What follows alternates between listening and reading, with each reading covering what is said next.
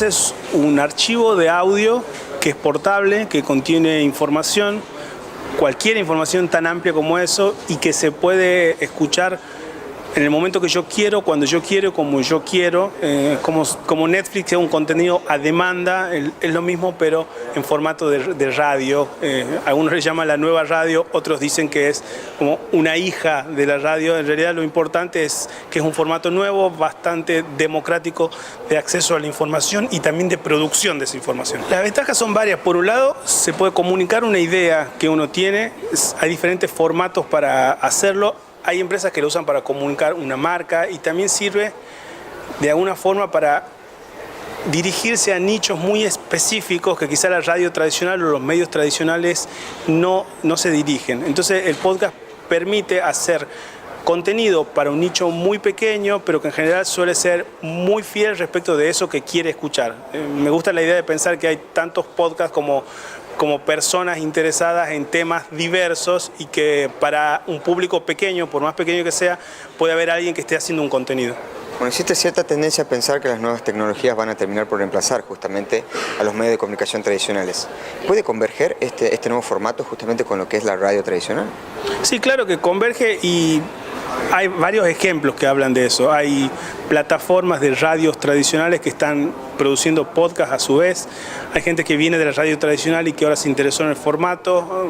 Conté el ejemplo de New York Times, por ejemplo, que es un diario tradicional que en su página web está produciendo contenido informativo en formato podcast.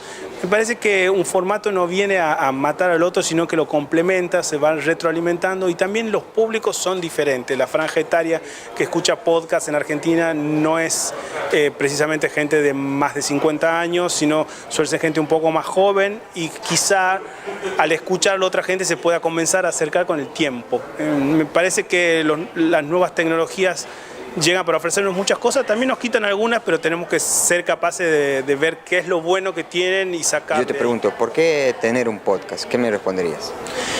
Respondería que una comunicación más directa, que hay una experiencia íntima en la escucha de quienes están teniendo la experiencia de consumo de un podcast, y que el número de personas a las cuales yo voy a llegar va a ser quizá menor que en un medio tradicional, pero más fiel que en un medio tradicional. Te doy un ejemplo: si vos haces algo muy específico, acá decíamos la producción, por ejemplo, de alguien que quiere hacer un podcast sobre pizzas, ¿no? Uno parecería una cosa muy alocada, pero bueno, quizás se puede encontrar a gente que sea fanático de un tema en particular y a gente que está interesada en anunciar en algo que es muy específico como ese tema, no ya de gastronomía en general, sino de una cosa en particular, y en función de eso apuntar los dardos hacia ese contenido y hacia ese potencial cliente.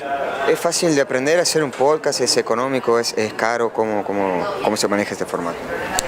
El formato es económico, se puede hacer desde muy básico con el mismo auricular que vos usás en tu celular, que tiene un micrófono, hasta, por supuesto, de ahí en adelante se pueden comprar micrófonos muy sofisticados, de mucha calidad, pero me parece que la cuestión técnica no tiene que ser un impedimento para hacerlo, sino que uno tiene que comenzar a hacerlo con lo que tiene y en función de eso intentar, con las cosas que tiene, hacerlo de la mejor calidad posible.